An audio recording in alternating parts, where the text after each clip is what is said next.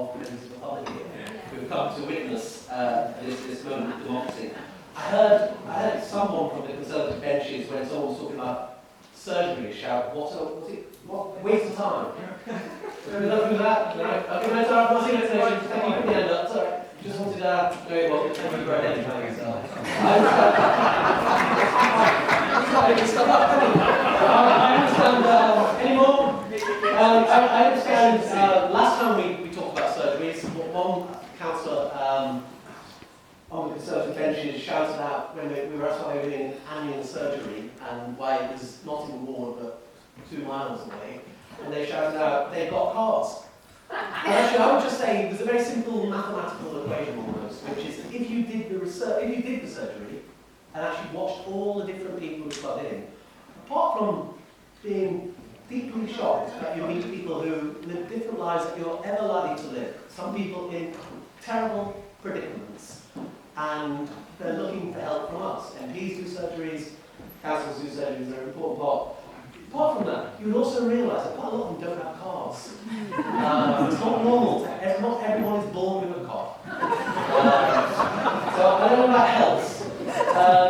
But I would certainly say, when we look at the type of Labour group I have, I am deeply proud of this Labour group. I sometimes pinch myself thinking how good this Labour group is. But I'll let you into a secret. I do the same when I look at the opposition.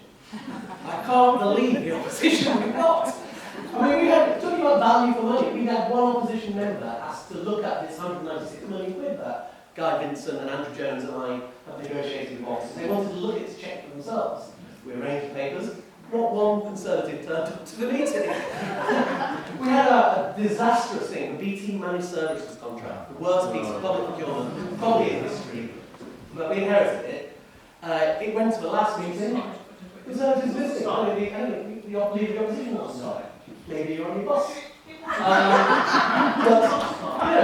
But if you seriously think this is the way to run an opposition, to put some spiteful backbencher who has no respect from anyone here, and to make a ridiculous speech. Well, let me just give you some facts. This administration cut off salaries by 10%. Not only has that never happened before in Hammersmith and Fulham history, you'd be hard pressed to find another council that's done it. I am on 10% less from Hammersmith and Fulham than my predecessors. And the best you can come up with is Boris then approached me, having set up an NPC, 80% of the land in my borough, and put me on the board of the NPC. This is the best you can do as an opposition. Now, I know a thing or two about oppositions. We used to give you a very tough time. And I remember Stephen Greenhalgh, a man I have unusual respect for, especially these days.